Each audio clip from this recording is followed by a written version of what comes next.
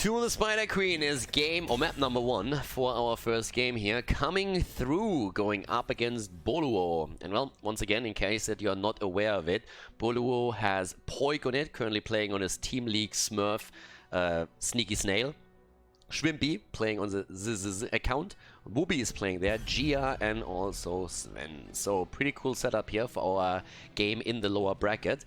And again, before we're heading into this is of course part of the Nut Cup. I also want to highlight to everyone who currently watches this on YouTube once again that Meta Madness is going to take place on the 23rd and 24th of this month, a Saturday and Sunday. And on both days we're starting the tournament live at 2 PM. So if you want to catch this live, you can head over to twitch.tv/Khaldor and watch it there. The videos obviously are going to be uploaded to YouTube as well, but if you want to catch the live action, that's the place to be.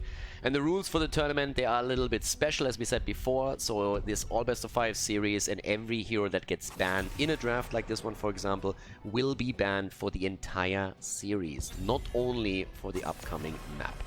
Of course, in this tournament that we're currently watching, the Nut Cup, draft rules are still pretty much the norm, exactly as you would expect. And here in our lower bracket, we have coming through banning out Tracer against Schwimpi, and we're seeing the ban against Diablo, which has actually been played with pretty good effect by Wubby yesterday, who all of a sudden saw himself in the main tank position for his team.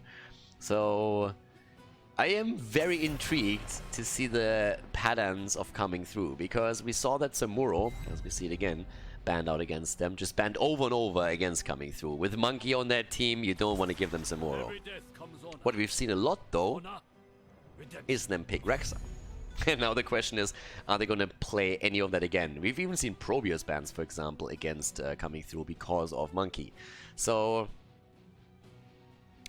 I'm more than a little bit curious to see how this goes. We had, by the way, Boluo win one game against Team Nut in the lower bracket with a 2-0 that was played parallel to one of the games that we were casting, so we didn't have that live on stream. But before that, in the upper bracket, we actually saw Team Cheese take down Boluo with a 2-1 victory, which was really impressive. For now, Alarak already taken by Poilk, and we have Gia on Tyrande, so we are getting some aggression early on in this game. I love the Alarak pick here. Hanzo from Guru, and how is coming through going to round this draft up with the next pick? What are we going to see from them? Junkrat, okay, Chris is going to get it. And Robadoba on his Garrosh that he was so famous for also in HGC, as he played in HGC Europe. But I am pretty hyped to see what Monkey is going to play. He was always the X factor for the team in all of the games that we casted so far. Boluo, on the other hand, the Whoopster, doesn't make the choice for himself yet, and of course Schwimpi is the next hero that we also have to, or the next player that we have to look at, because he loves to play those super agile heroes, which is one of the reasons why we're seeing actually Tracer banned out. But we're looking at the bans for now. And then that we have Ana taken away again. This is starting to become either a priority pick these days or even a preferred ban from the players. Very, very early that we have those. Nubarak is currently also getting taken out, so make sure that you don't have that Nubarak dive with the Tirana stun and a perfect setup for Alarak here either. Keep in mind, this is also Tomb of the Spider Queen, so what we still need is additional wave clear, especially when we're looking towards Boluo, so they need something. There's still a lot of mages out that pretty much fit that role. We haven't really seen a lot of Gul'dan lately, but he could be played here. Jaina is also still on the board. But we get Tyrael and Reyna picked first, so auto attacker here for Schwimpi. Question, of course, is what do we have from Sven? Could see another melee, could even see something along the lines of a Blaze here, but you have Alarak also, so depends a bit on how they want to play it. You can set Alarak on the offlane if you want pretty easily. There's the Malfurion.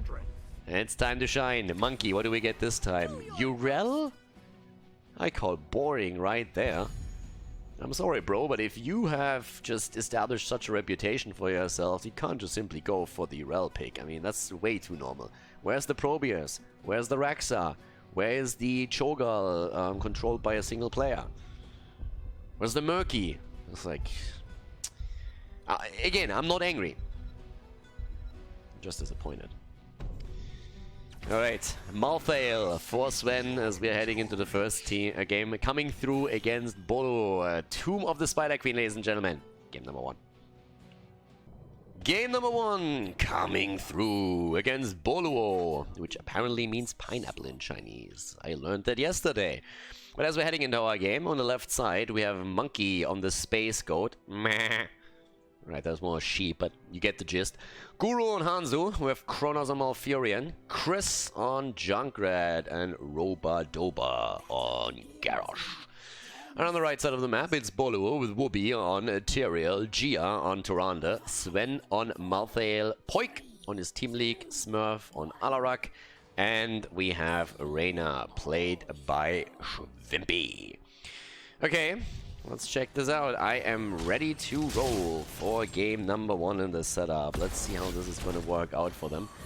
And with them, I mean especially Boluo, because yesterday they lost to Team Cheese, and coming through proved to be a little bit better, I would say. So let's see how this is going to work out now. Ruby? Okay, jumps around. We have bot lane. That's where Malthael and Sven currently sits. Roba-Doba with Garrosh is still looking for engagers. Now with Alarak in that rotation and the 4-man, you could see Poilk do quite a bit of work with that. Schwimpi at the same... It's really weird to me to see Schwimpi on an auto-attacker. Not that I'm saying like he can't make any plays on that, but normally when you think about Schwimpi, you think about Tracer, you think about heroes that are just super agile and can get those kills in, maybe Genji as well. So having him in a situation where he doesn't really have a gap closer is still a little bit weird. So for now... Yeah, Guru already gets attacked here, alright. Poilk is starting to get some damage too. Top lane, that's where we had the Shrimp Master holding the lane. I mean, there's still 2 of the Spider Queen, right? So you need to be a bit careful. The wave clear is definitely something to be concerned about. Garrosh, late game after level 10, has to be careful about Malthael. That's really the setup here. And for the other team, there's a lot of interacts. I mean, this is probably one of the things that I would highlight the most when we're looking to coming through. If you are thinking to turn in your gems, there is so much interrupt from coming through. They have the Moonfire from Malfurion, they have all those arrows from Hanzo, and, well, you have also Junkrat who just, like, nades all day long, straight onto the point. That's gonna make it difficult, to say the least. So, well, for now we're already having a couple of gems turned in by the blue team.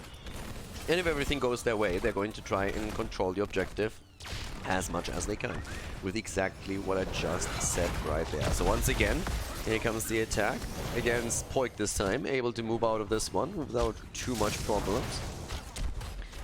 Sneaky Snail here, once again. When I saw that nickname, I really thought it sounds like Alex. It's Poilk's Team League Smurf, but it sounds like something that Alex would definitely do. But unfortunately, Alex the Pro G is not with us anymore. And with that, I don't mean that he's dead. Well, he's dead to some people because he left Heroes of the Storm and decided that his time would be better spent to actually start studying. Which you can't really argue with. Probably a good choice to be made here. It's just a little bit sad that we don't get streams from him anymore and no post-HGC interviews. But I guess for that we would also need HGC, and that was successfully killed off at the end of last year. Wubby with a good dodge, damn son. Roba-Doba with a throw and a stun attempt follow-up, but Wubby already had the Alguns out and was able to use that to just simply jump away here. Job well done, buddy. Poilk on the other hand, it's gonna be close for him, but Gia is still having his back here, so it wasn't really too much of an issue.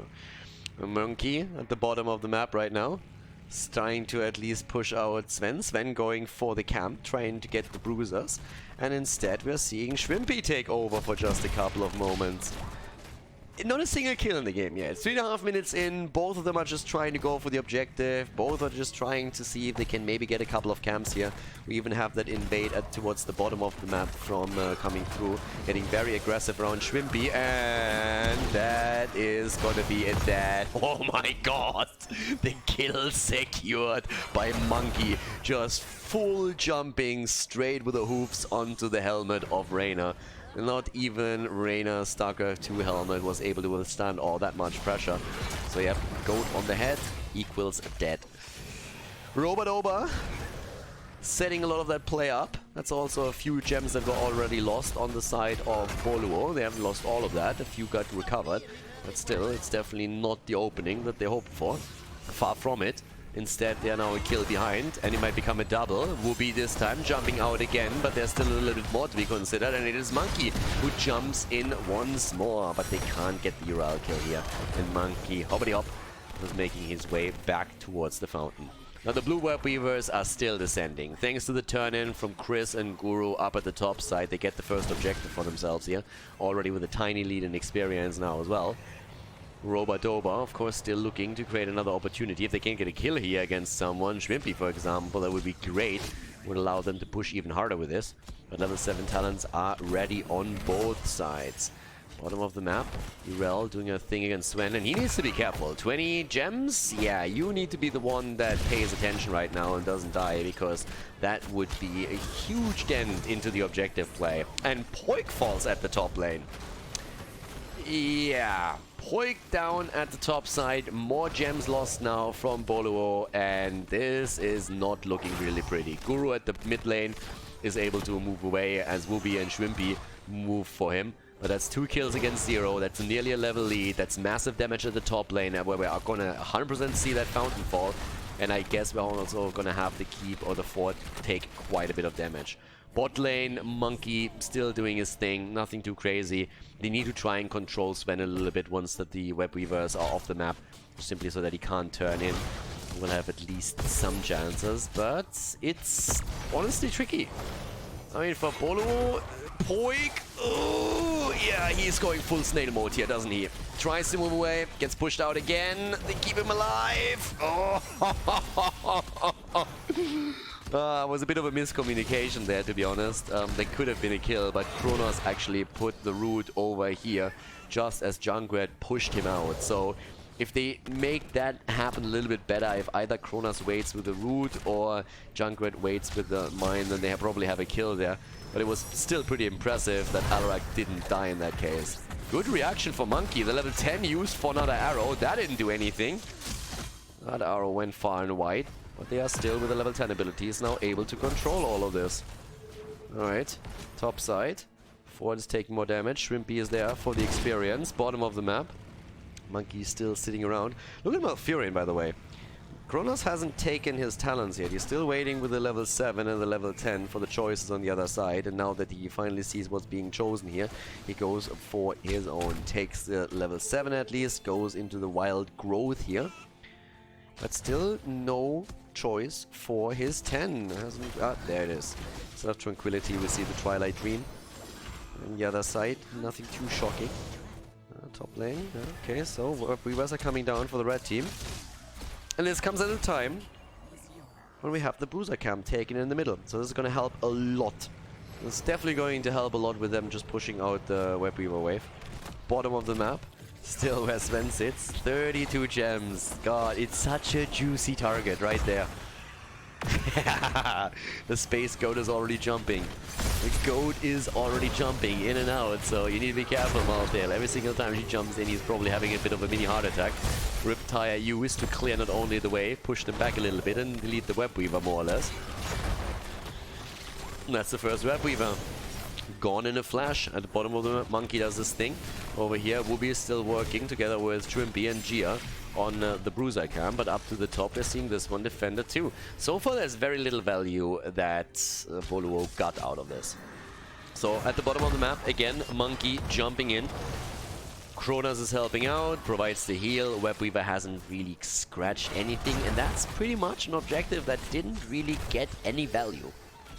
Very little. Was well coordinated by coming through. Not only the Riptire that took the waves down, but also having the Bruiser camp set up perfectly, allowing the turn-in, countering it with the Bruiser camp. It's max value for them here. And of course they can now still attempt to get another turn-in secured for themselves.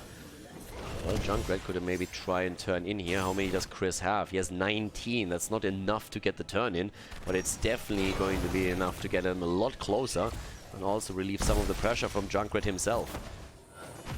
Still continuing to stack at this point. But the 13 talent is becoming a concern. I mean, it's not really the action-packed game that you might have expected here, given the team names or the player names, but it's definitely a setup in where the red team is starting to really struggle a bit to get something done here. Of course, Sven, he turned in earlier already, and Roba-Doba isn't able to close the distance here either, but the blue team turns in. around the top turn-in. So now we're having Hanzo still active in the middle, nicely pushed out the wave too. That helps him, of course, to get the Web Weaver pressure even closer. And trying to make the play here for Wubby. Yeah, Whoopstar moves away and... oh, again! Well, Druin's Might. Able to move out there. Oh, but we have now the Web Weavers coming in, and this one could hurt. This is usually the moment when you're trying to get at least a fort or two, and if you get some momentum here and maybe even a kill, that would be the dream. And you look at the talents and you immediately realize that they have a talent leader, of course, too.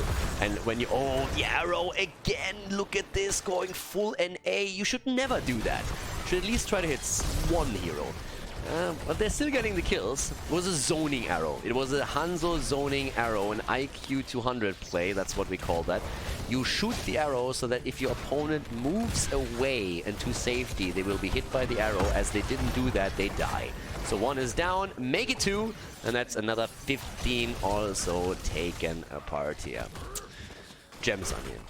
So yeah, Webby by the top lane has already destroyed the fort, by the way, and is working on the wall at the keep. Here in the middle, we're going to see another fort fall too. And down to the bottom of the map, there's even more pressure coming in from Chris. Coming through is really coming through here right now.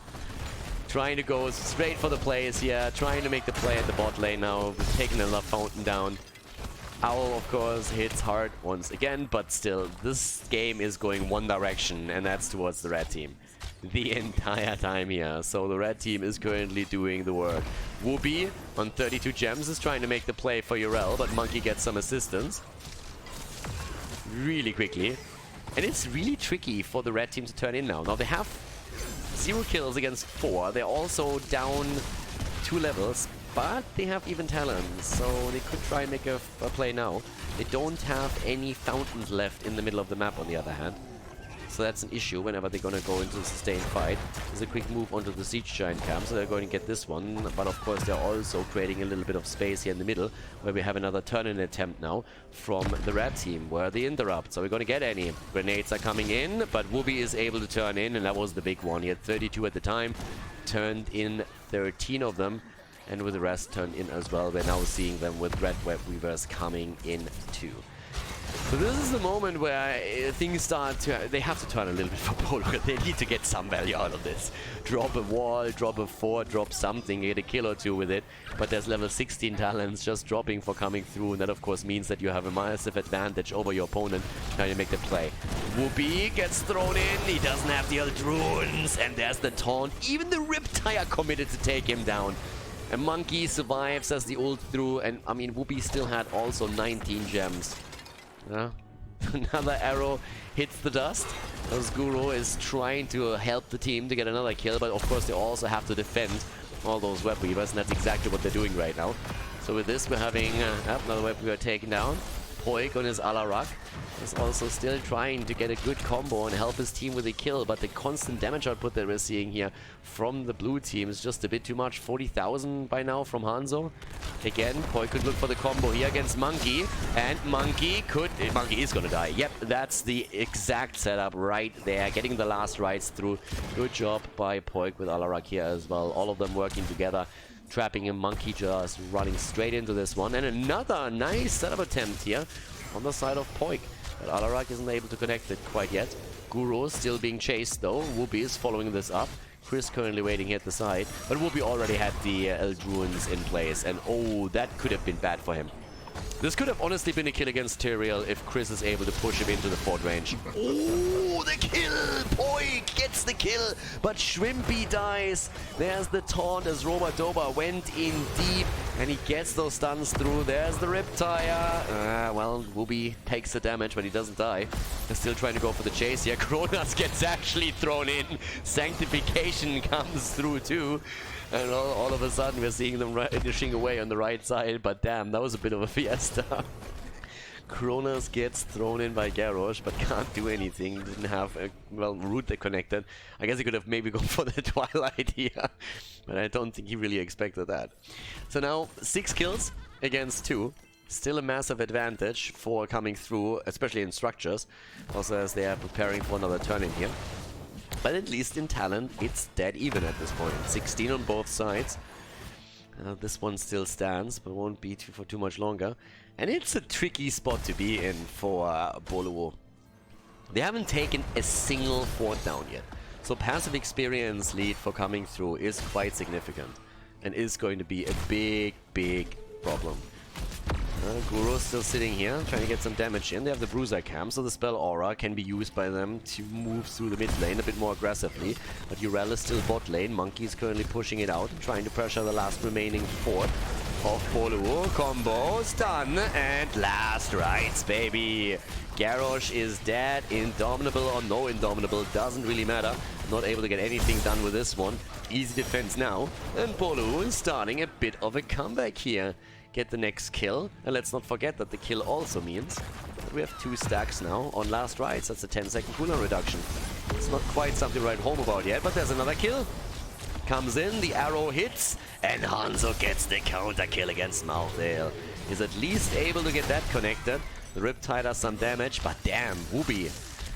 I think Wubby has a new girlfriend or something. Look at all the gems that that guy is currently trying to get here. This is a good present. Maybe a birthday is coming up or something.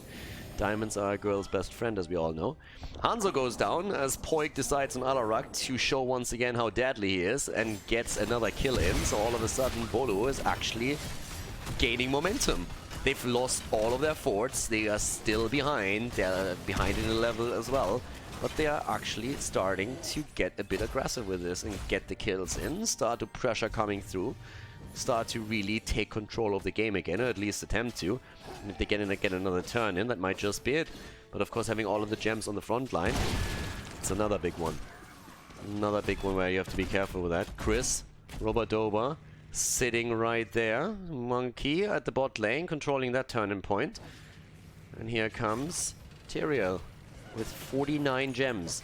49. If they get Wubby, that would be a massive, massive problem. Level 20 isn't there yet. The Whoopster wants to turn in. But obviously, if you turn in right now and your opponent gets 20, it's pretty much a safe defense. So yeah, there's the Red Web Weavers. They're gonna get that. If they get the kill though, oh, they nearly did. Robadoba barely survives. Here's the silence from Cronaldo as he gets that in. Riptide comes in too. No last rites this time. Wubby is still poking around, but Robadoba is starting to get his hit point pullback. Web Weavers are coming back in, and here's the 20 talents. Seraphim now taken. Also, of course, Bullseye. No arrow just yet from Hanzo, but this is going to be an easy defense. At least it should be. The level 20 talents definitely have the advantage here. Here comes the throw, the taunt, and Wubby goes down and all the way in the back line. Of course, he turned in a fair amount of those gems already, but that's still a problem. And he's not going to be the only one that falls, is he? Again, the attack. Schwimpi is using the paint them red, but it does not matter. He falls anyways. Garrosh dies, but at least they get the kill against Gia, so it's a 3-for-1 trade at the end of the day. The Web Weavers are still busying themselves on the lane and trying to get that in. So now we're having the top lane being attacked here, and at least one fort is about to fall. 20 is also very close for Boluo, so at the end of the day, they're at least able to stay in the game and not lose too much here. The Web Weavers helped them with that. If they would have lost 3 heroes in any other situation, that would have been boss, that would have been a keep or even more. But now, thanks to the situation that we have here, it's going to be a 20 versus 20 fight. Do you have enough time to go for the boss now? I'm not so sure. Oh, Poilk, Alarak misses, Guru. That could have maybe even been a kill, and now it is a kill. But for the other team. And that's 24-25 gems down the drain. And all of a sudden, the boss is wide open. 55 seconds on Alarak as he got Alaraked. And they are going in. Yep, that doesn't look pretty. That kill was a problem. Massive problem as that.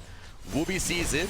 Has Sword of Justice and Burning Halo, therefore no holy ground. Can't just simply steal that away by suiciding a little bit. Garrosh is on the way back. They're still fighting around it. They still want it. They have it on half HP, and they have Hanzo here. They're starting to make their way in.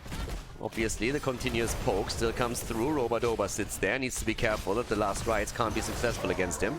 Ooh, taunt attempt actually, not working out as we saw Tyrael jump in. But here come the Web Weavers. Arrow, baby, and that could be a kill. The Riptide, the Whoopster. Wubby with the Sanctification, but I'm not sure if he can get the cooldown back in time. He actually can. Oh, of course he can. It's Wubby after all. Able to survive here, but they kill Sven. Sven was trying to get a kill or at least some damage in with the last rides, but that didn't do anything. Tyrael survives, Wubby is able to get back, and of course Malthael with a level 20 is also back to business here for the defense, but still, they are going for the bottom, they're going for the middle, they're going for the top, they're attacking everywhere. Those keeps are under pressure, and we have Boluo trying to somehow defend all of them. They hold the top lane, they hold the mid lane, and they are about to hold the bottom as well. Damn. Are they actually able to defend every single keep that they have? Holy macaroni. They are actually holding every single one of them. Oh, not bad. I mean, they're very resilient. You can definitely tell.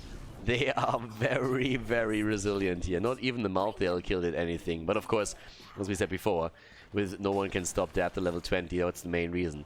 I'm not quite sure why nobody deals with the catapult here. Seriously, if that keep falls now, I would be slightly annoyed. What? You're shitting me, right? What the hell was that? I mean, Schwimpi even looked at it and moved away again. What? Is there a secret strategy where you sacrifice all your keeps and then win the game that I don't know about? Or what exactly just happened here? Well, have fun with the catapults, I guess. I mean, now they have to deal with those. Good luck with that at the bot lane too, which means that top lane pressure is now going to become a problem around the boss. Malthael has pushed that out at the bottom of the map, but yeah, that was a little bit of a Monka moment, if you ask me, so I'm not sure. Yeah. Who needs keeps? Mid lane keep is going to be defended. The big fight is about to happen here in the middle on the other hand, as we still see the turn-in attempts. None of the teams have enough gems to get another Web Weaver wave, but at least you can try and get those in as much as you can. Okay. And, well, Junkrat is still at the bottom. I still can't believe that they actually made that play there. I mean, it was so easy to take that catapult down. Yeah, there comes the go straight for Wubby. He goes down, and there's the attempt. Yes, the kill. Garrosh falls with the last rights. That's the third stack right there. But we also see Alarak die too. Arrow, by the way. And the rest of the team fight still continues in the middle here. The Riptire comes in. Schwimpi is low. Schwimpi is low. Can they get the close there? I don't think so. Catapults, by the way, nearly on the core. Already starting to work on that. This time they have to deal with it for sure. And the middle is still being attacked here. That should be keep number 2. This should be keep number 2 right here. Yeah, there's no way to stop this. With only 3 heroes, you can't make any plays there to save that. If you move out too far with any of them, you're going to be in trouble. The keep is going to go down. They're probably going to retreat from here on. But now you have pressure on 2 lanes against you. And that is just a bit too much to handle. 14 kills against 7. Coming through. Really doing well here so far in the game. Now we're 93,000 damage on Hanzo, getting numbers up. So does Chris with 71k. Chris, by the way, the only player that hasn't died yet in this game. It's actually something that he is pretty famous for. I mean, especially in HGC, Chris had some of the lowest deaths of all players in HGC. Plays a very, very safe assassin style. And is usually able to stay alive for more than pretty much anyone else.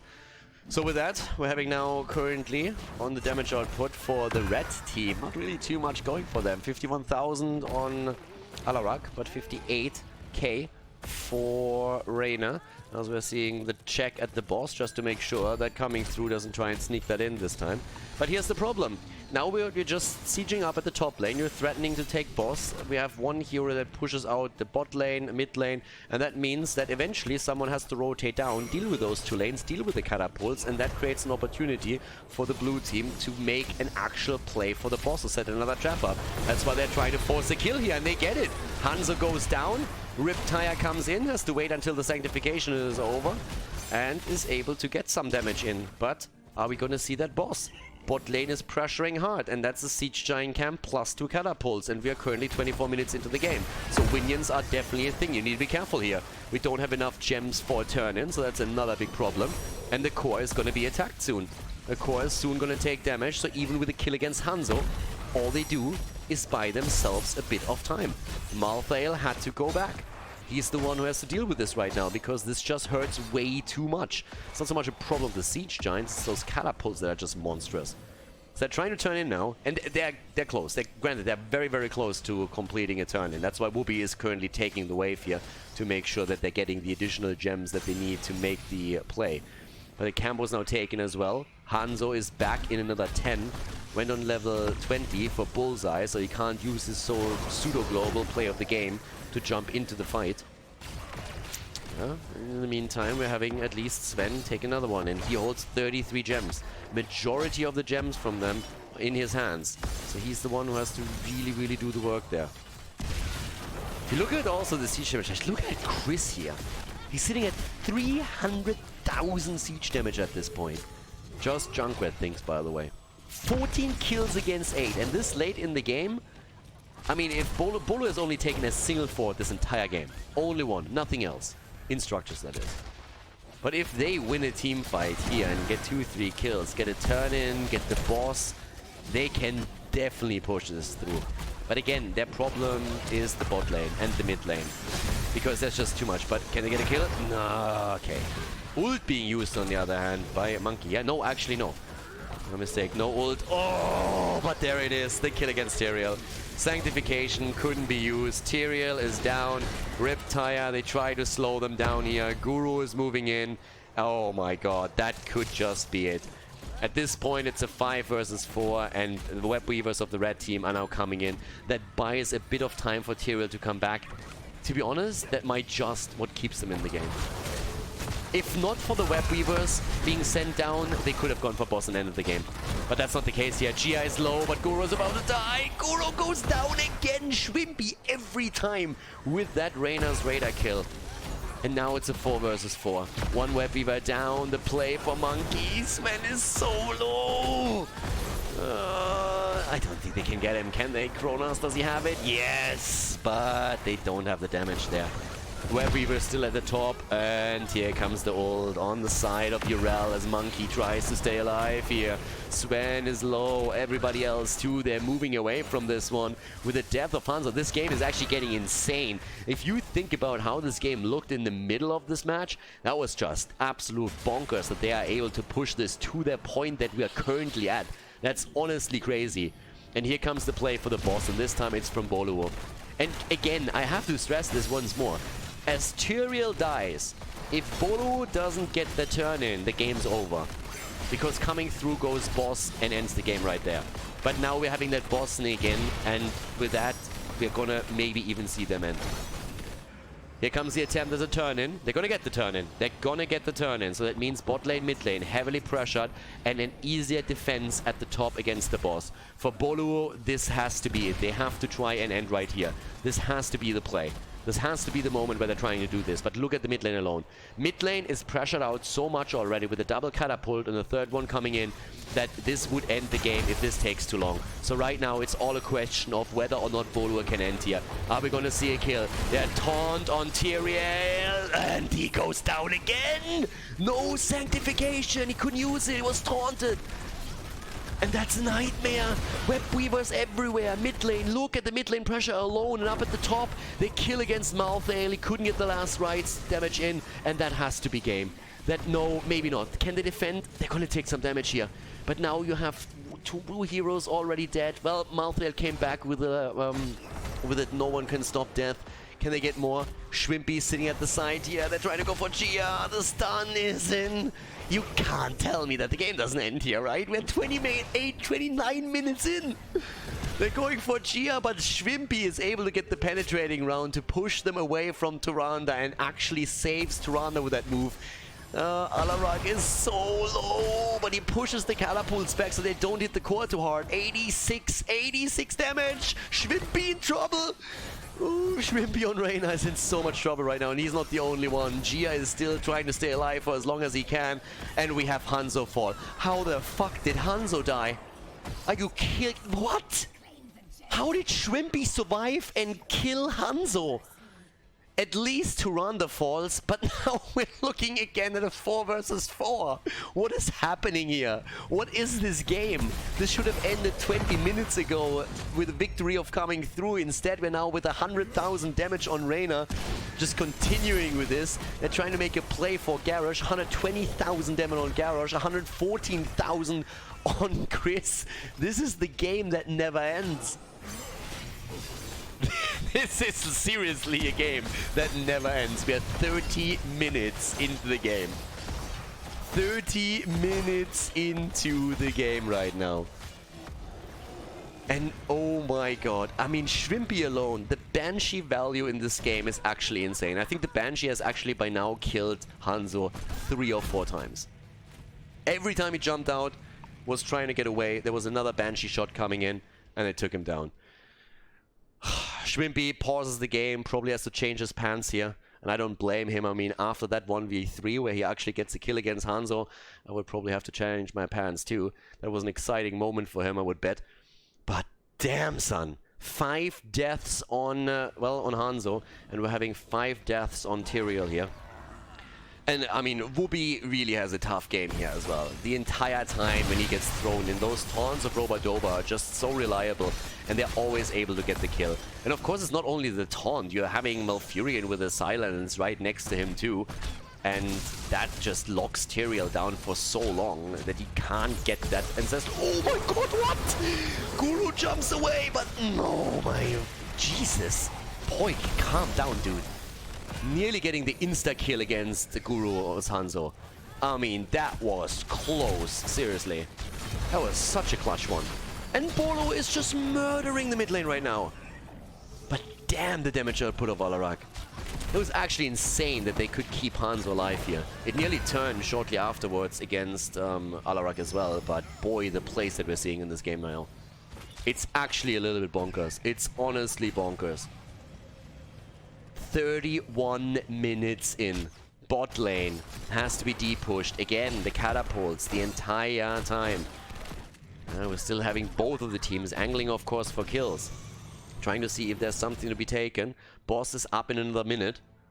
So in 1 minute, that becomes a huge focus point again. You look at the gem count too, and there's no real threat for any of the teams to get another turn in. Boluo is a lot closer, though, than coming through, because they already have 39 turned in and they hold 11, so that puts them to 50. They need another 20 gems in order to make a play here. But those catapults, like, keep in mind, as the game continues, these catapults become stronger and stronger. The catapults become stronger and stronger at this point, and this makes this really tricky. Because as the game continues, catapults are going to absolutely murder, but at least they've taken down a fort, so they have periodic catapults spawning as well. And all that poke damage from Junkrat. I mean, jeez. Junkrat is sitting at 400,000 siege damage now. Looking for Wubby again at the top. Wubby again. He is in a tough spot here, but so far he's actually holding his own for sure. Created a lot of cool moments and very mobile with the setup as well, but now he's missing as the team is attacked at the bot lane. He got zoned out at the top right and they're trying to make the play here. Arrow comes in and hits hard. Hanzo with a nice ult, but there's not enough as a follow-up, or is there? Oh my god, Malthael is dead again, but Hanzo dies once more. Schwimpi is the kryptonite of Guru. Every single time things seem to go well for coming through, Hanzo dies. And of course, Malthael is using his 20 again and is back in the game. What started with a Malthael kill turned into a 1-for-1 trade, and thanks to Malthael's 20, they can't make a play with it. They were trying to backdoor, I think, here. And they run into vision, and that might be the end. Robadoba is now isolated. That might be the end right here. He comes in, they're trying to fight. I think they were trying to backdoor. They got protected by the minion wave. Now they're on the run. There's the last rights. That's the kill right there. And with that, we're now having 5 stacks already on the last rights too. In comes Poilk with his Alarak trying to take Kronos down. Only 3 heroes on the map at this point. And the boss is back up. Boss is back up and you can take the turn in. They actually have enough gems. They can go for the turn-in right now. We are 34 minutes into the game. 34 minutes. If at this point you get the boss, it's over right there. And they know that too. Another 30 seconds until we're having Garrosh back, but they have to YOLO it. They have to YOLO it. They can't do anything else. If that thing gets taken, it's just GG. Web Weavers are coming now or two. They're trying to checkmate them here. And they're doing a fantastic job. Again, Hanzo barely gets away. Riptire, Arrow, once again, Monkey, Monkey, Monkey goes down. Monkey see, Monkey do. He watched Garrosh die and he thought, well, that's a great idea. Let's try that once more. Down goes Urel, and now we have Web Weavers on the map, and this just has to be the end. Yes, the catapults might be able to deal with the bottom, but I feel like that push is probably going to seal the deal here. Boss at least wasn't taken, but holy cow. What a game. 35 minutes in. We are 35 minutes into this game. Wubby at the top lane, starting to get the damage in. Monkey down for another 25 seconds. We're seeing Garrosh at least back to business. If they can get... they don't even have the ult on Malfurion though. Guru! Oh, Guru jumps in barely. Wubby nearly got the kill himself. But Hanzo survives for a little bit longer. It's not over yet. This game is still not over. The game is still not over. Because they took the Web Weavers, they didn't get the boss. And because they didn't get the boss, they couldn't end. If they didn't take the Web Weavers and just took the boss afterwards, they would have won here. But this game is the game that just keeps on giving. 5 versus 5, once again, 36 minutes in on 2 of the Spider Queen. By the way, just a side note, this is game 1. Just in case you guys were wondering, this is game 1. Oh my god. The bot lane, they might lose the keep here, but this is just insane. Riptire gets a little bit of damage. Robot, last rights, and he's dead. And he's dead. At this point, Malthael pretty much doesn't really have a real cooldown anymore. Look at this. 25 seconds gonna be back. Here comes again Alarak, but at this point, I mean, this has to be the end, right? With Garrosh dying again, this has to be it. This has to be it. 0 deaths on Chris, by the way. Chris, also called the Untouchable, the Indestructible, the Survivor, the only one. And here's the attempt to go for the backdoor. And Alarak knows it. I mean, of course, it's the last play that they have. What else would they try to do? And here's Tyrael too. It's the last play they have. A backdoor is all that just they had, and this is Chrono's dead. Another quick kill here. Boss is taken at the top, and that has to just be game this time. This has to be over right here. 7 stacks on Malthael. He's at 7 stacks. They're trying to make the play for Gia, but the truth of the matter is this doesn't matter anymore. Down goes Hanzo, but at this point, yeah, we're going to see the core fall just simply to the boss alone. Monkey is trying to rush away here. Malthael is a little bit salty that Schwimpi took the kill because he wanted to have 8 stacks on last rights, but either way, Junkrat is dead and this is game. This is game right here after 38 minutes. With 6 deaths on Garrosh alone, 7 on Hanzo. Game number 1 ends in favor of Boluo. Absolutely insane start into the series.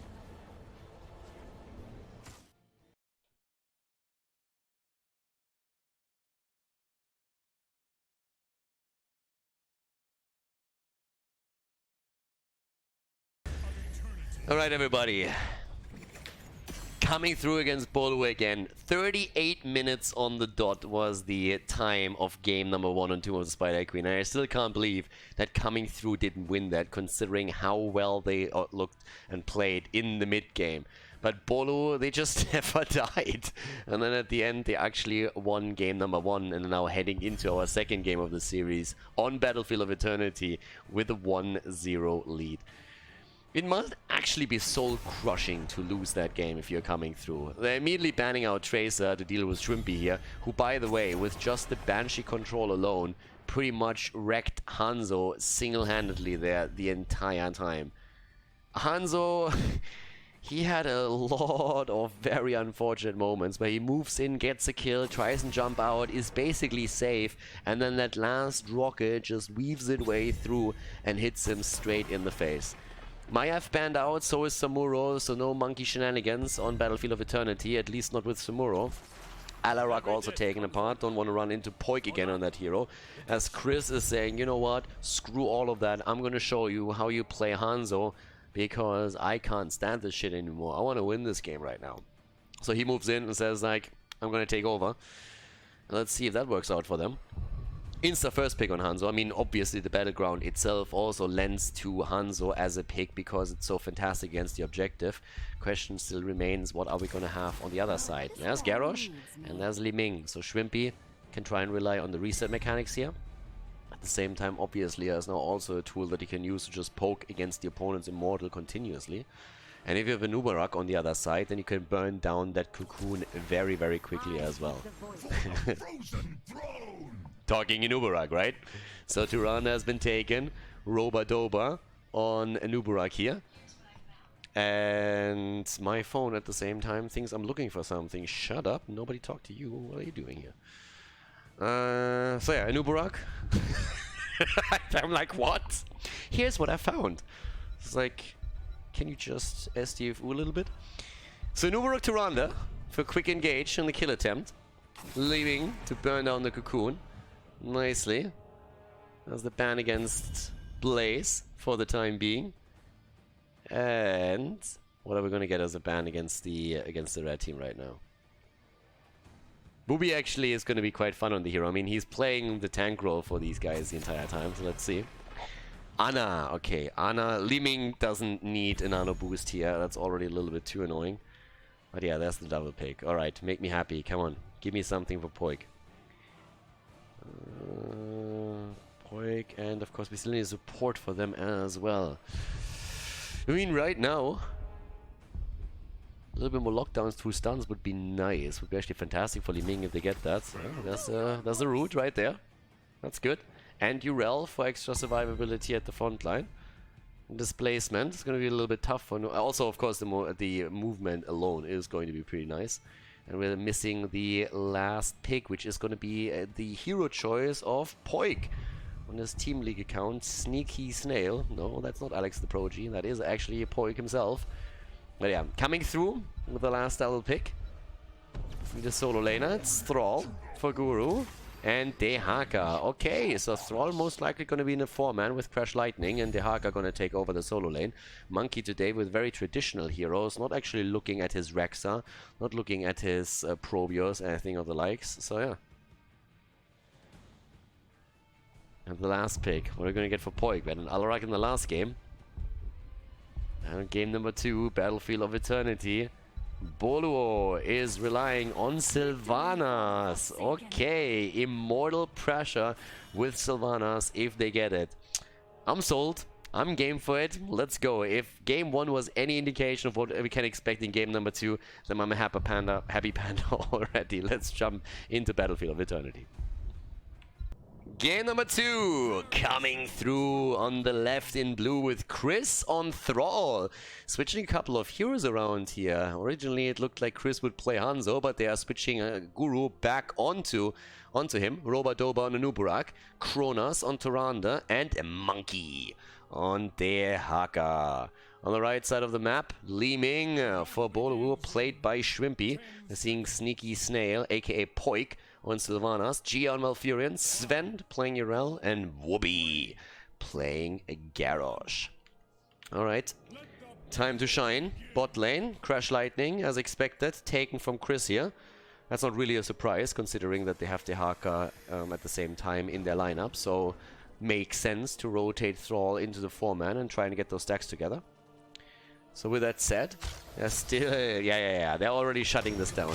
So there's a couple of ways of how you can, in the early game, annoy your opponent. Obviously, you can attempt to see if they make a rotation and try and get the kill. But another thing that you sometimes have to shield is, for example, that fountain. There's multiple ways how you can really get there. And if you have a Sylvanas, you can, for example, just move over there with Sylvanas, use a Haunting Wave, jump over the wall, provide vision, Liming teleports over as well, and you take down the fountain and then move away from it if your opponent doesn't react in time. They don't even get a counter kill, but either way, you take that fountain down. Not quite sure if that was actually the intent of Boluo, but we are seeing coming through try and deny that idea from the get-go. So far they've done well. Outside of the vision, we're already having them moving in here towards the side very quickly, but there's the vision right there. Double money pick lets Boluo escape in style, as you do. I'm talking about style. We actually have an adjustment now with the Nubarak on the level 1 talent because of Liming on the other side. Legion of Beetles has been taken. We're also seeing a Nubarak in trouble as Doba might even fall here. Schwimpi was trying for a combo on him. Doesn't get that through. There was, of course, always the old argument, okay, a Nubarak versus Liming, good yes or no, and vice versa. And as we, for the first time, actually saw those heroes in HGC, it pretty quickly got settled that Liming is a very solid choice against the Nubarak. The Beetles might be annoying, but if you position yourself nicely, you can usually get your damage through anyways. But the big argument is really the disintegrate against the Cocoon, where you can just laser it down within seconds. But since we had a couple of changes, we're now seeing with the Legion of Beetles the extra spell armor and also the automatic spawn. So that oftentimes helps you get a bit more value out of this. Talking value, Sylvanas is dead. That was a nice engage. Doba moves in, and the perfect display of what you're trying to do with that combo. And Nubarak dives, Turanda gets the stun out, and then you put all the damage onto the target and burst it down as quickly as you can. Poilk dying first in the game.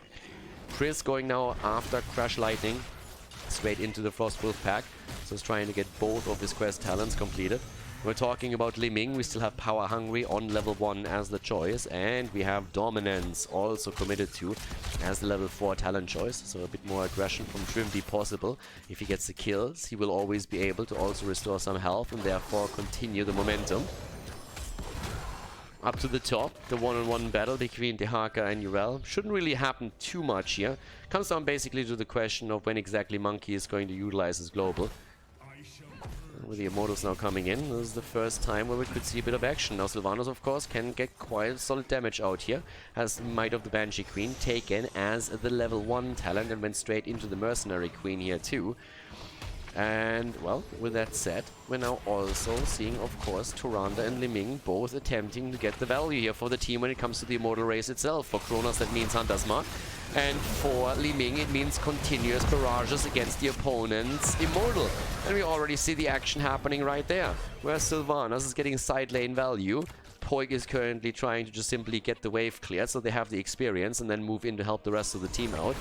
Not going full specialist, full quick match specialist on them in this case. That's solid damage output against the Immortal, and this looks very much like we're going to see the halftime show taken by them as well. Has to move away though with a wave, but Doba couldn't get any value out of this, trying to flank in of course, but the rest of the team was not there yet, and he wasn't quite willing to engage into that 4 versus 3 that they had sitting there. So with that, we're now having again a massive lead. Ooh, the escape of Poilk. The reaction time on that. The Nubarak already sniffed at Sylvanas' coat here as that little situation occurred. But now with level 4 talents on both sides and the first Immortal on the map, it also means that obviously Chris is getting value. He is sitting at 7 stacks, gets another one, sits at 8 now. Indomitable being used by Wubby to dodge the wolf, but once again the setup here with a stun from Turanda. But that Immortal is nearly taken and Boluo looks great here. The shots are being fired by Schwimpi quite literally, one Seeker missile after another. And oh my god, Guru! He's the one who shouldn't try to soak all that damage from Liming. That's Doba's job, if any. Well, they're going for Nubarak. Nubarak already moving out. The drag and a kill! Nicely done by Chris here. As Garrosh moved in. But they're still about to take that Immortal, and this is actually a big one. And there's Schwimpi centering the last few Seeker missiles, and that's a big victory right there. Now Monkey gets a bit of value topside and the early level 7 for them. 10 stacks also for Thrall, which actually is pretty decent. I mean, Chris is really working those damage numbers in. And late game, that can be a thing. Also, level 7, the Leeching Scarabs actually taken here. Now, this is something that you don't see every day, to be honest. I mean, I've seen occasionally the level 1 adjustment into the Legion of Beetles, but it's been a while. It's been a hot minute since I've seen the level 7 talent also committed to. I didn't see this one coming. Calamity, of course, at the same time is now fantastic for Schwimpi, but another thing that's great is that Poilk can, of course, enhance that push thanks to him using Sylvanas here, and he's going to try and work that in whenever possible if he doesn't go in too deep. But here comes Tehaka from the side. They're making the play for Gia. He gets saved by Wubby. Good throw from him, and they're still alive as the Immortal goes for the fort itself. And that could nearly be a kill. It's actually nearly down. Very, very heavily damaged. Doesn't really help you too much if your opponent is pretty much losing it, but it still stands because it still means that there's no passive experience gain and that we're also not seeing any catapult spawn on that lane. But with a little bit of luck and a good timing, we are going to have Boluo push for that eventually. Maybe through a camp, it may just simply Schwimpi going into a decent position and firing a couple of combos over here. But either way, they should be able to grab that pretty soon. Trying to grab an Uberak first of all. He's trying to make the play for the camp here. Wubby is low, moves away for now. Stuns are not really having an effect, and he actually throws also Sylvanas out. A nice attempt here to get away, but Wubby is actually massively low. Good job by Gia here, moving straight in front of Garrosh and trying to soak the damage. But damn, that looked really tricky. First of all, it was really the Indomitable on Wubby that really helped him to get away from these two stuns that were zoning in on him. If one of them would have connected, he would have died there for sure. So again, pressure, this time from coming through. 14 stacks, by the way, already for Chris. His damage on Thrall is going to become quite ugly. Schwimpi can already tell you a tale of that, because he is the recipient of a lot of these chain lightnings, and they are becoming very, very annoying here. With 15 stacks and a completed level 4 quest, he's looking solid. Tehaka is in the meantime trying to get the camp at the bot lane. Bit of a greedy play maybe, but so far it looks like he can get it. Level 10 abilities are ready now for coming through. Sven still getting some extra damage in, and here comes Poilk. He's the one who goes for the fort. I thought it would be Schwimpi in the end, but instead we're going to see Sylvanas make the play. Everybody else already invaded over to the right side. That's what the level 10 was used for, to get that camp. And in the meantime, Poilk moves away. Bottom line, the fort is down. The fort is down, that was the important part, and now it just comes down who can raise this a little bit quicker. Hanzo already did some damage. In the meantime, we're seeing Chris again with an attempt. Chris went a bit too deep here, but he has the Sundering and uses that. In comes Sneaky Snail, aka Poilk. Arrow hits by Guru, redeeming himself a little bit for the last game. They're getting a double kill out of this one too, as Sylvanas falls shortly after Malfurion. And 3 heroes, the only survivors of that little encounter, as we have coming through, focusing straight onto the Immortal. And the halftime show, an easy victory right there. Job well done.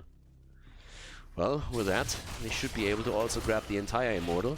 Of course, they have to move out, and death timers are still pretty low, so it's a 3 versus 3 after all. But Monkey is using the global that he has to get the value topside, not only the experience, but also deep pushing the catapult. Defensive position is already taken here in the middle as they're trying to move in again. Wailing Arrow is a tool that they can use, especially, of course, when Robot Dolby hits the taunt. And they're going to be looking for that. 4 kills against 0 up to this point for coming through. Boluo didn't get a single kill yet. But then again, last game also didn't start well for them, and they were able to take the victory in the end after all. 16 stacks on Thrall. Here comes the move again. Tyrande already with the damage. Monkey looking for the drag. Engaged by an Uberak. He went a little bit too deep, and this is a perfect example of why Uberak players have to be careful against Garrosh. Jumping against him, and he throws you deeper. The stun missed a bit. I think the taunt didn't actually connect with him. Well, that could have been a dead beetle right there. But so far, it looks really solid for coming through as they're nearly taking the Immortal. But Boluo is trying to make a play. They have still a bottom camp that eventually they will have to deal with. They're going to take damage there too, but it's a pretty difficult situation for them. You want to try and defend your own Immortal, but at the same time you have to also defend the bot lane. That's where we... Oh, the arrow again and the drag against Malf, but Wubby, what a god. But then Hanzo comes in and gets the kill. Great save, first of all. Oh my god. Guru with a double kill. Oh, that hurts. Wubby falls too. That's 3 down. Make it 4. Sven should fall too. He's gonna try and get away from this one. Is he getting away? Nice. Divine Steed is winning it for him. But yeah, Guru definitely has looked at the last game and had said, guys, this is not me. This is totally not me. I'm going to wreck them in game number 2. I'm going to redeem myself here. He got so many kills there. First of all, the kill against Schwimpi was great, but then also the earlier kill against Malfurion, where it looked like Wubby just saved the support, and then in comes Hanzo and drops him quickly. Guru is making a strong case for why the last game was a bit of an outlier for him and just unlucky. 18 stacks for Thrall in the meantime, and looking at the damage output, he's nearly closing in on the damage numbers that we see from Hanzo himself. The Immortal, of course, is just brutalizing its way through the bot lane and trying to get the keep here even. That would be the dream for coming through, if they would get the early keep against their opponent. And a 2-level lead and also the talent advantage might make that possible. There comes the Garrosh attack. Wubby still alive somehow, but for how long? Well, the answer is not long. Gia gets saved from the cocoon, but there's the kill against Sylvanas. 2 down again, 9 kills against 0. Jesus Christ, coming through is just absolutely murdering them here. Looks like Boluo made a team angry in the last game. Very angry at that. The talent advantage, the objective, and the push leads to a 12-minute keep taken. Coming through is mad. I'm not quite sure who yelled at whom in the last game, but something happened definitely after that match was over. Someone gave a bit of a pep talk, I'd say. They're just absolutely destroying them here right now. The only one that hasn't died yet is Urel. That's the only hero that hasn't fallen yet. Everybody else has died multiple times. And you know what that means? 2 levels behind, a talent behind, 0 kills. It's time for Boluo comeback, exactly. Now, I mean, jokes aside, on Tomb of the Spider Queen, they were able to come back into the game. But right now, things are starting to look a little bit grim. Now, can Poilk get that damage out here? We have the 13s ready for them, but at the same time, coming through is only half a level away from 16. The Immortal is spawning. It seems like they're trying to make the play for the Haka at the top side. Monkey is already sniffing that out. He's like, well, something isn't right here. No fucking way. The arrow connects, and there's the silence. They can't get the kill, but Wubby, seriously, leave a little bit skill for the rest of us, please. You don't have to hog it all. So Wubby goes in, gets actually the interrupt, but they can't get the kill here. And now they're not only 2.5 levels behind, they are also another talent behind with the 16 talent. So the situation hasn't really changed a lot for them. Great arrow, by the way, also from Guru again. I feel we have to highlight that after the last game. That arrow was part of what saved the Haka in the last one. So yep, here comes again the setup. Wubby! Ooh, the Indomitable! And it moves through the Sundering. They can't get a kill there. Once again, 21 stacks right now. Bzzz. Yep, that's the end of Sylvanas. Wubby himself also eating a lot of the damage here. Gets away for now, but there's Sven. Run, run, run. Jump, bunny, jump. The space goat is alive. Nope. Maybe. Nope. So much for the one hero that didn't die. The space goat is dead. There's goat burgers on the menu for dinner tonight. Oh, damn, damn, damn. These plays here once again. I mean, right now, oh god. I mean, just look at this setup. 12 kills against 0. They didn't get a single kill. Not one. Not a single kill so far. It looks more and more like we're going to get a 3rd game, and I'm not gonna lie to you guys, I'm okay with that. Nice escape here by Robadoba. He gets away. This is pretty much the last moment. Gia is already on the run. He's like, oh my god! Guru! With a connect into the drag. Guru is mad. And oh my... He's not the only one. They are shitting on them. They are absolutely shitting on them. Guru wants another kill.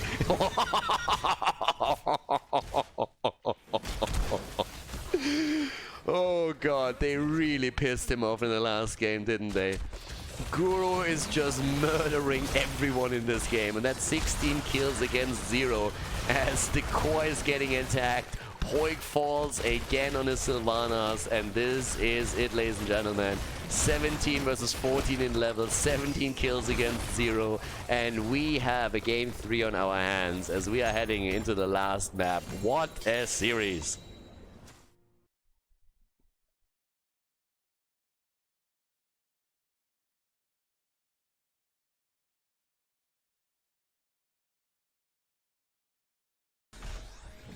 Game number 3, everybody, coming through against Boluo. And the games that we've seen so far, I can't make heads or tails out of those, because it is actually, it's a little bit bonkers. The first game should have been won by coming through, and then Boluo just said, you know what, we don't want to lose here. And then they didn't lose. And coming through had a bit of a problem with keeping Hanzo alive and all of that, and then we have game number 2 coming up. And Guru on Hanzo just absolutely murders them. I mean, it's not only him, don't get me wrong, but he's the one who went always for the super aggressive plays towards the end, and he got all of them through. So the entire team played out of their mind and coordinated their attacks extremely well. But now we're going into game number 3, and once again, we're going straight into Volskaya Foundry. Tracer banned against Schwimpi. Against Poilk, we're seeing the Alarok ban again. Samuro and Maiev are also taken away. And this time, Schwimpi says, you know what? I'm going to play Hanzo now. You had Hanzo twice. This is the end of your Hanzo play. I'm going to play Hanzo now, and I'm going to show you how it's done. I think Guru actually eliminated Schwimpi several times with Hanzo. Li Ming went down multiple times against those attacks. I feel like Schwimpi is a little bit angry right now. So we're going to see how this is going to work out at this point. So let's see, we have Anubarak and Turana taken. Again, I mean, this is pretty much a setup, or a very similar setup to what they had in the last game. Can they make that work? It was a lot of fun seeing them diving in to get those kills. And they also controlled Wubby really, really well with those moves. So we'll see how that works on the first and on the final map. Because keep in mind, this is actually the lower bracket, right? So whoever loses here is out of the tournament. And for now, we have Garrosh, again, picked by Wubby, so he goes for this one. We're having also Malfurion, picked for Gia. And I'm personally still waiting to see what Monkey plays, because Monkey has so far played Urel and he has played Dehaka, so pretty normal heroes, actually. The ban against Medivh, trying to make sure that Poilk isn't using Medivh here to counteract any of those stun setups that they're going to try and execute here. I mean, if you want to go for the blow-up and there's a quick shield, it pretty much ruins everything that you have. So it's probably a good thought to ban that out, especially since Poilk has played the hero in the past quite a bit. Zeratul gets also eliminated, okay. Still wondering a bit about Jaina, if we're going to see Jaina now, because she would actually work really well with the combo that is being set up now by coming through. She would be the traditional pick for this setup now.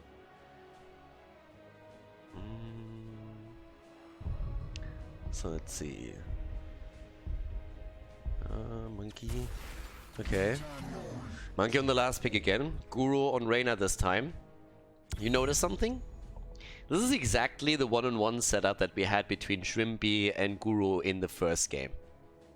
And Schwimpi won that quite handily with Reyna. So now he has a chance to redeem himself against Hanzo. It's going to be the final decider. I feel between the two of them it's a 1-1 right now. Oh no, Volskaya. Okay. Last pick, there's the Jaina, there's the Arthurs. Okay, so a lot of burst after a Garrosh throw in. Quick roots on the ground, Blizzard, and the target will magically disappear. And now it's Monkey time. Normal hero, or do we get Rexa again? I mean, Chris again on Thrall, so could see again Crush Lightning. It's still very viable on this map. There's very few maps where the talent is actually going to give you value, but this is another one. Could also see Echo of Elements here. Both of them definitely work. And there's the Rexa. They go for the Rexa pick again. Alright, it's Monkey time. Can he actually make that happen against a team like Boluo? We're going to find out right now in the final map between Coming Through and Boluo Volskaya Foundry.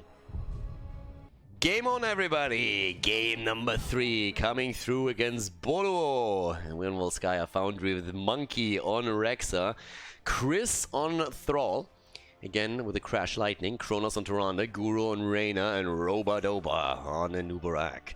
On the right side of the map, Wubby playing Garrosh now, once again. Gia on Malfurion, Sven on Arthurs for the offlane control. We're seeing Sneaky Snail on playing Jaina and Schwimpi on Hanzo. And Sneaky Snail, of course, the Team League Smurf of Poilk. I mean, especially when we're looking towards Arthur's, once he heads into his level 4 talent, he should actually have an easy time stacking. I mean, a lot of the stack links are going to be super interesting for them because, as you can imagine, against Misha and Rexa, you get the double value if you're able to move in for that. Talking about value, Monkey doesn't go down. Does go down, but so does Malfurion. Alright, so there was a massive attack against Rexa, and then the idea was coming through, looking at him, was saying, okay, do we save Monkey or do we kill someone? Nah, let's kill somebody. And yeah, so it went into a 1-for-1 trade. Both of the teams super aggressive right from the beginning of the game here. We're having at the same time now bot lane pressure from Chris. He has 1 stack on at this point for his Crash Lightning, but I love how both of the teams are just going full aggression in game number 3. So they're waiting for the camp. 1 minute into the game, we're going to see the turret spawn, and that's the time when they're trying to make the play. Wubby is already looking at Monkey, but he's not going to get the throw in there anytime soon. And Misha actually survived. Left side, seeing Kronos and Chris going for the turret. As we have the same on the right side, up at the top. Ooh, yeah, Guru needs to be a little bit careful. He gets the damage in against Sven, that's a lot, but he's also moving out a little bit too far, and that's a dead Guru. Guru. Drei weiße Tauben. Alright. So with him down, we're having now a perfect opportunity for Boluo to immediately go for the beacon. That's exactly what they do. I mean, there's very little that coming through can do about this. Because, as you can imagine, if you don't have one of your damage dealers here and this early in the game going to a 4 versus 5, good luck with that. Especially since Misha wasn't here yet either. So now we're having level 4 and even a pause. Monkey needs a bit of a hot minute down at the bottom of the map here. But still, I mean, that kill alone was already fantastic. And the thing is, if Guru actually just moves away after pushing Arthur's down so much in HP, he will still control that lane pretty easily. It's always annoying as a melee hero to go up against the range. But as it stands, that led now into an additional item to be taken and grabbed by Boluo. And now we're having here Wubby with a healing beacon, we're seeing Schwimpi with a turret. And that's just as that shrine is going to be announced, or at least, well, the control point here. And this is going to be a big problem, because the item advantages coming into this are always an issue. Now, granted, it comes a lot down to how well exactly Wubby is able to set these plays up, because they have so much lockdown after a throw, that if Wubby is able to go in against, let's say, for example, Tyrande, if he's able to make the play against Reyna, can just simply throw them in, gets the stun, and then you have Malfurion for the quick roots. You have also a Howling Blast from Arthur's, and no matter what setup comes there, Jaina's damage should be enough to either kill the target or set it up so that Schwimpi himself with a turret can deliver the final blow. And on top of that, you're also having the Strangling Vines right now, so if you actually connect that throw into the root, then you're having a perfect situation where even the heals on Tyranda's side are not playing that big of a role anymore. Poilk moves back on Jaina, wants to have the mana pool topped up before they're going into the objective itself, so wants to make sure that he's not running out of mana in the middle of it and has to tap just because of that. Wubby's already anchoring this a bit. Only 2 stacks, by the way, for Chris, which isn't really too surprising. There wasn't really a big chance for him to get any stacks together, and when you're looking at Battlefield of Eternity, there's from the get-go a lot of 4 versus 4 fights at the bottom lane, but on this map, the value for Thrall mostly comes through the objective battles, and that's where he's going to try and get those together. But right now, it's not really a lot that he gets out of this, so we'll see how many stacks he can actually get this time. In the last game he got a lot, and he of course was able to poke very nicely, but it's actually quite often the case that with Thrall you're getting a lot of damage output when you're able to stack your Crash Lightning early. The problem is that on most maps you won't be able to pull that off. Battlefield is still the best map for that talent by far. A bit of aggression down here. Poilk is actually going to try and take Misha down. Barely not getting the kill, but it was a close one. But we have at the same time now the middle being fought over, and that's the first objective, of course, of the game. Normally, whoever wins the first protector can take down the top fountain and prep the lane for the second attempt. Same time, once more the play for Sven. Stun against Wubby. Fine so far, still. And there's the root, and that's a good one, and a perfectly timed setup, but Roba-Doba gets away with 70 hit points. They still make the play for Misha and get at least that kill. Still trying to get Roba-Doba back here. But I love what we just saw. Howling Blast, perfectly timed with roots. That's exactly what you need to do. Now Wubby is trying to hold this for a bit longer. You already see the attempt for the next item down here towards the right. Now Wubby is going to receive most of the heals from Gia, but they're giving up that point for the time being because they are so far ahead right now with the 91%. They can simply start tapping, they can keep Sven at the top lane dealing with most of this, and then rotate back over to the turn-in spot. And Sven went into the standard build so far. Iceborne Fortitude as well. Nicely done by Roba-Doba, but he's still not out of the woods yet. And Schwimpi wants to get the kill, but can't get it quite. The problem is that Poilk was actually not in range to get the slows attached to Roba-Doba, so he was able to move away from this. That doesn't really change the fact that they are still starting to get the control over the point back. And there's turrets already dropped from both teams. One down, and Misha is also about to fall here. Uh-oh, Poilk. Oh! There's the kill. Well done by coming through, and they're not stopping with Jaina. They're dropping Arthurs too. The Jaina flank not working out as intended here. They are still holding their own though, also thanks to everybody being incredibly low on the side of coming through. It's a 3 versus 5, but if all of those 5 heroes are closer to death, then you can't still do anything about it.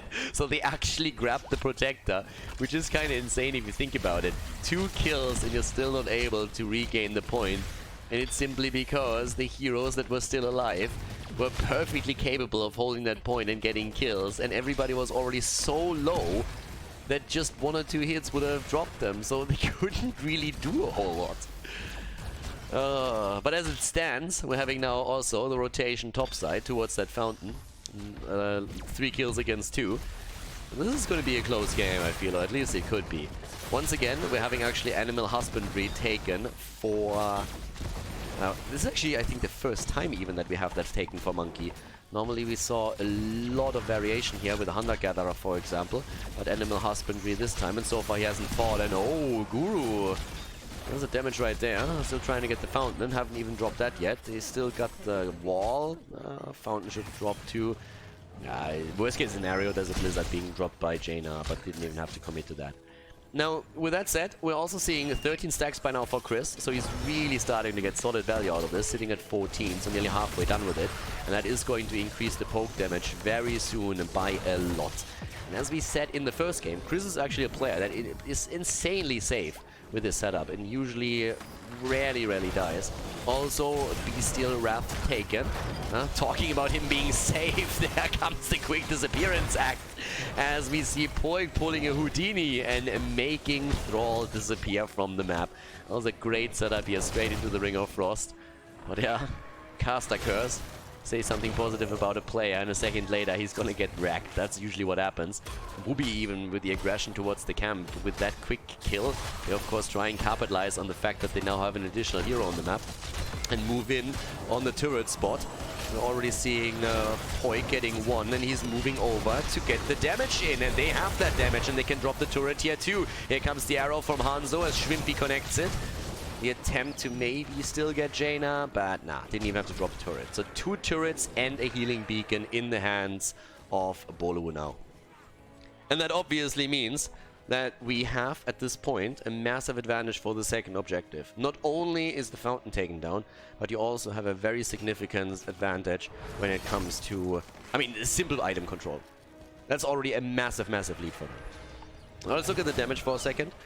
17,000 for Reyna, we have 14,000 for Thrall, and you can expect this number to go up by quite a bit, because as Crash Lightning stacks increases, that damage is just artificially getting stacked there. That's one of the big advantages. Once that you have level 16, if you're not making the play into Alpha Wolf because of Garrosh on the other side, then you're going to get a lot of control and extra damage out of that too.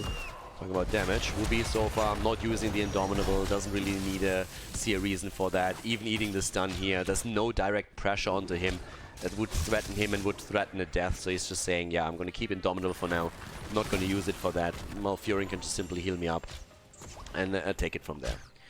But that said, the 13 talent is of course close now. And with that about to be taken, they have all the cards in their hands to get the next protector, which is pretty much what they're gonna aim for here now. So already another turret about to be taken down here. As they're starting to try and make the camp. Well, not quite. I mean, that's enough for 40 seconds. Actually misread that a little bit. My bad. I thought it was in the single digits, and it was still in the double. But yeah, they still have the 13 on the horizon, and the 13, and that's exactly why Wubby is gonna take this now. We're gonna have rotation slowly starting on the side of coming through, and this is gonna be the important one for coming through, because this is really where the game can snowball. And the problem, as we stated before, is the item advantage for Boluo. It's the fact that they still have a retreat spot here with the gate, the wall, that they have the fountain. So this is going to be the real tricky scenario. It's gonna be 13 versus 13, but you still have a tough time fighting for this one. Sven is holding this for now.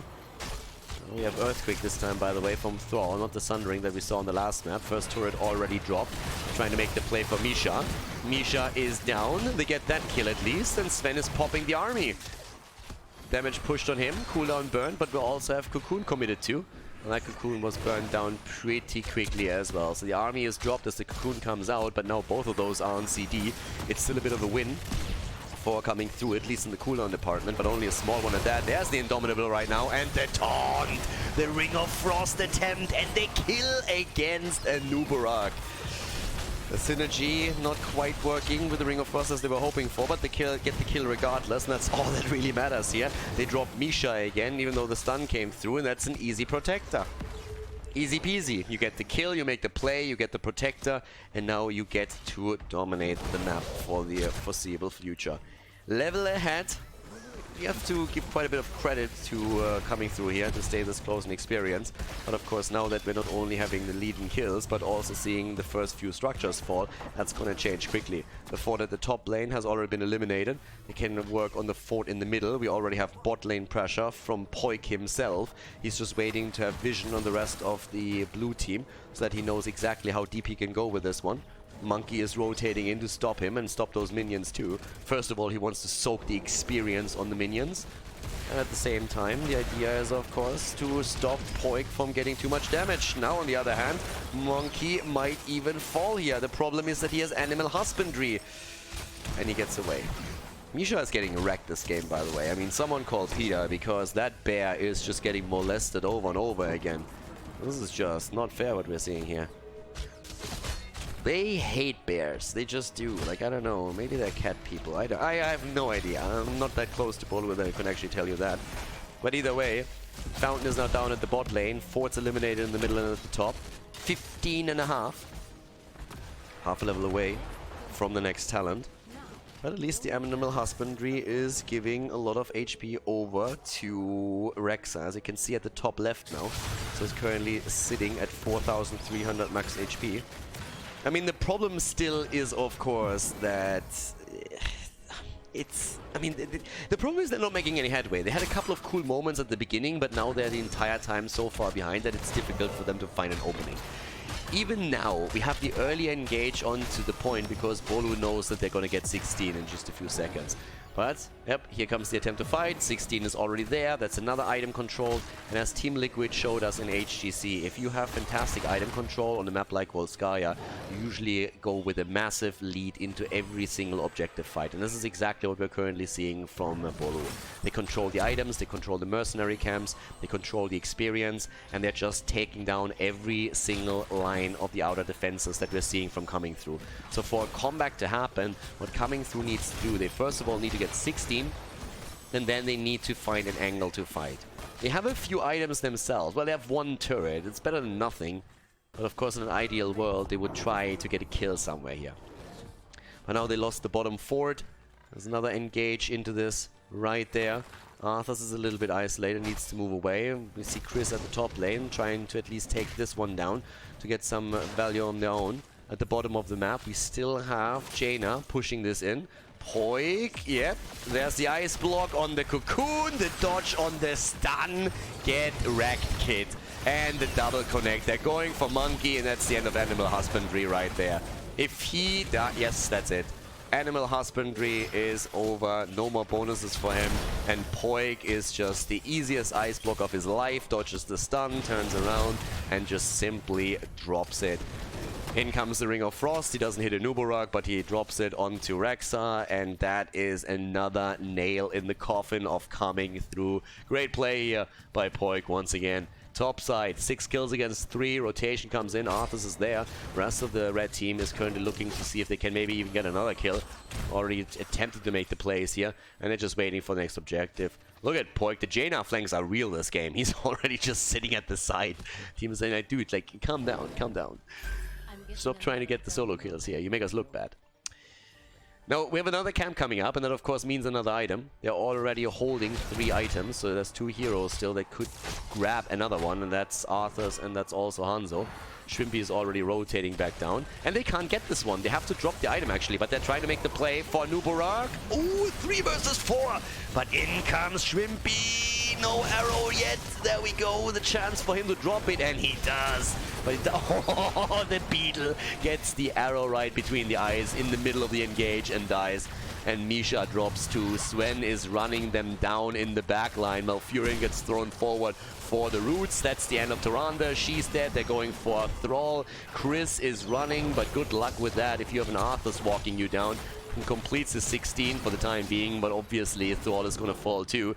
And already Garrosh is at the bot lane. We'll be the same, boys, you got this. I'm going to do my thing, right? I'm going to go bot lane now. And it looks like we're all going to have Guru fall too.